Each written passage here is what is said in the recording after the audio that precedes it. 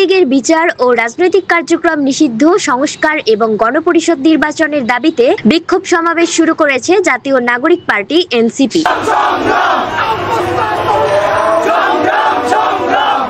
কেন্দ্রীয় ঘোষিত আয়োজনে এই কর্মসূচি পালন করা হয় আজ 2 মে শুক্রবার বিকেল 3টায়। চট্টগ্রাম জামাল খান প্রেস ক্লাবের সামনে জড়ো হতে শুরু করে বিভিন্ন থানা ওয়ার্ড থেকে আসা এনসিপির নেতাকর্মীরা।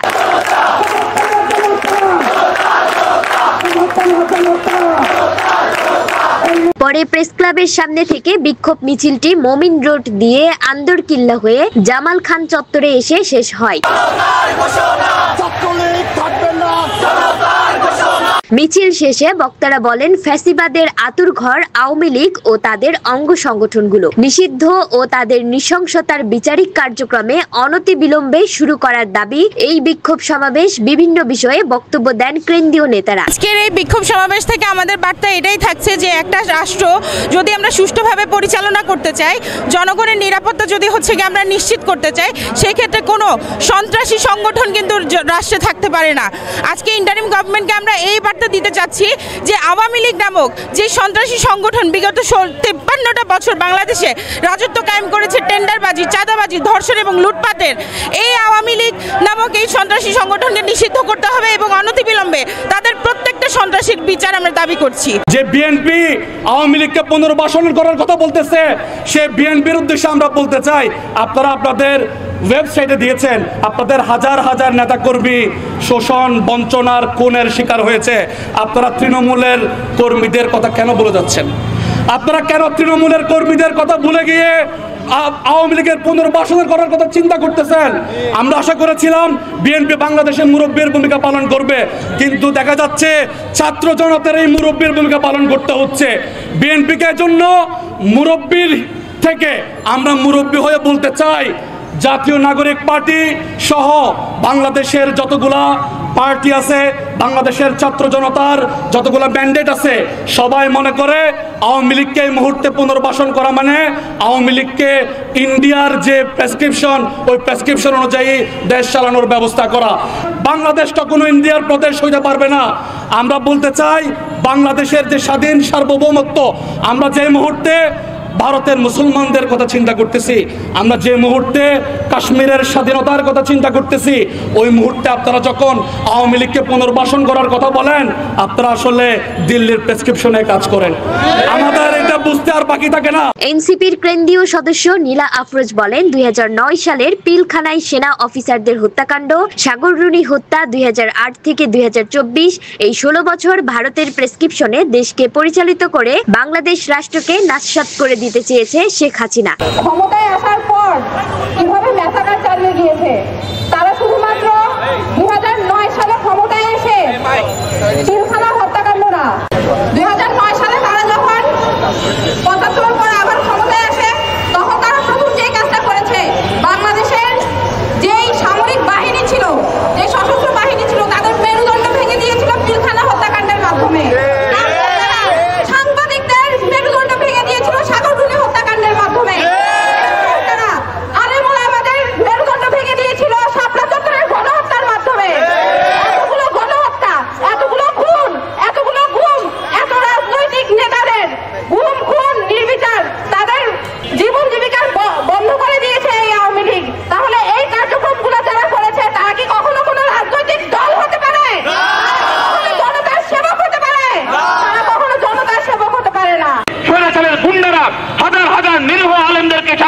হত্যা করেছিল। বাংলা আওয়ামী লীগ নিষিদ্ধ করার জন্য কয় হাজার লাশের দরকার আছে, কয় হাজার মানুষের মৃত্যুর দরকার আছে। এদেশের জনগণ, এদেশের রাষ্ট্রের এই মালিক, এদেশের জনগণ, এদেশের কত হাজার মানুষকে খুন করলে একটা দলকে সন্ত্রাসী সংগঠন আখ্যা দেওয়া যায়, একটা দলকে নিষিদ্ধ করা যায় আমার জানা নাই। বর্তমানে অনেক রাজনৈতিক দল এনিয়ে বিনিয়ে এই সন্ত্রাসী সংগঠনকে বাঁচানোর পায়তারা করছে। আমরা স্পষ্ট ঘোষণা করতে চাই, কোন রাজনৈতিক দলের এই অপকর্ম আমরা কোনোভাবেই এদেশের জনগণ মানতে দেবে না ইনশাআল্লাহ। জাতীয় নাগরিক পার্টি রাস্তায় প্রয়োজনে ধুলাই উদ্যোক্তারা যেভাবে নেতৃত্ব দিয়েছে, ঠিক সেভাবে রাস্তায় রক্ত ঢেলে দিয়ে জীবনের বিনিময়ে এই সন্ত্রাসী পেটুয়া বাহিনী, পেটুয়া দল, সন্ত্রাসী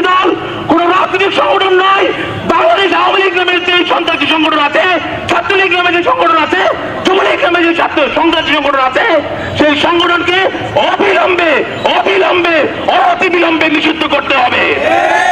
অন্যথায় এদেশের জনগণ আবারও অভ্যুত্থানে দেখবে, এদেশের জনগণ আবারও রাজপথে নেমে আসবে। অতএব আওয়ামী লীগের শুধু নিবন্ধন বাতিল নয়, আওয়ামী লীগকে বিচারের কাঠগড়ায় এনে ফাঁসির দড়িতে ঝুলিয়ে তাদেরকে তাদের দলীয় কার্যক্রম নিষিদ্ধ করতে হবে। এনসিপির দক্ষিণাঞ্চলের কেন্দ্রীয় যুগ্ম সংগঠক ইমন সৈয়দ বলেন, বিগত 15 বছরে গুম, খুন ও ক্রসফায়ার করে অগণিত নিরীহ নিরপরাধ জনগণের প্রাণ কেড়ে নিয়েছে এই আওয়ামী লীগ সরকার। উপস্থিত সকলে আমার সালাম জানাবেন।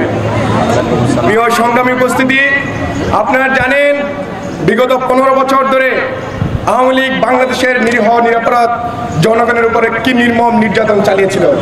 তারা গুম, খুন, ক্রসফায়ারের মধ্য দিয়ে বাংলাদেশের হাজার হাজার নিরীহ নিরপরাধ মানুষের প্রাণ কেড়ে নিয়েছিল।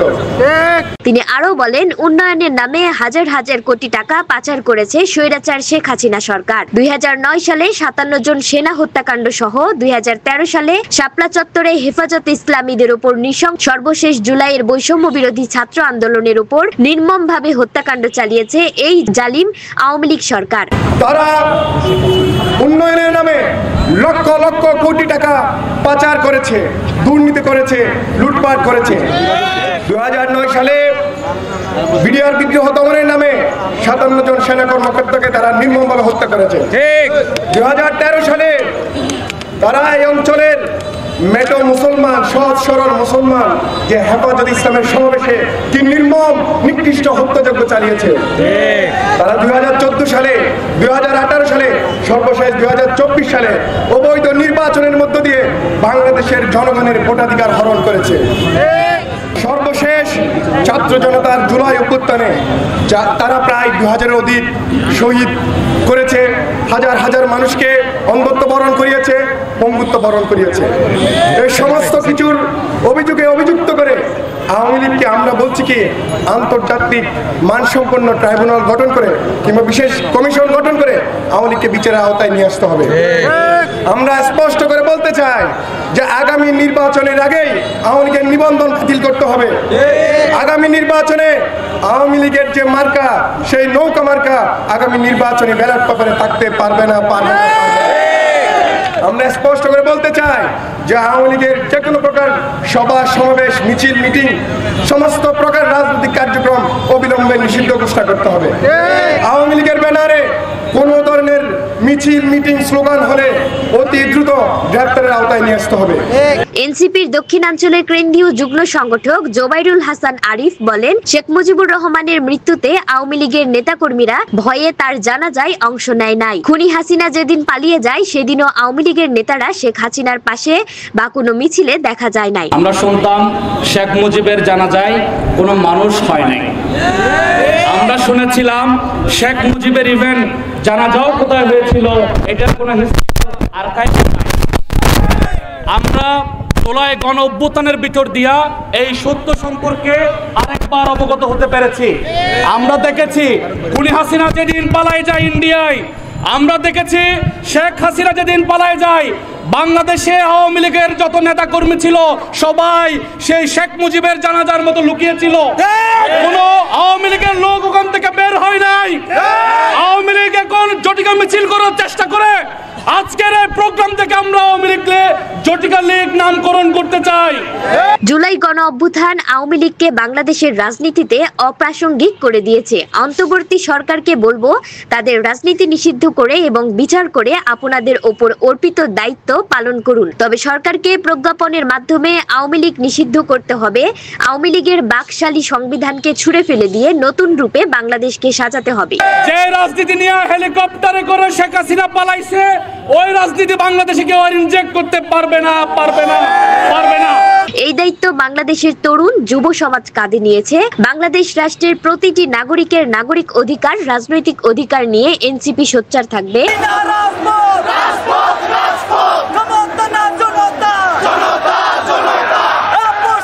রিপোর্ট আব্দুল আজিজ, দিগন্ত টিভি, চট্টগ্রাম।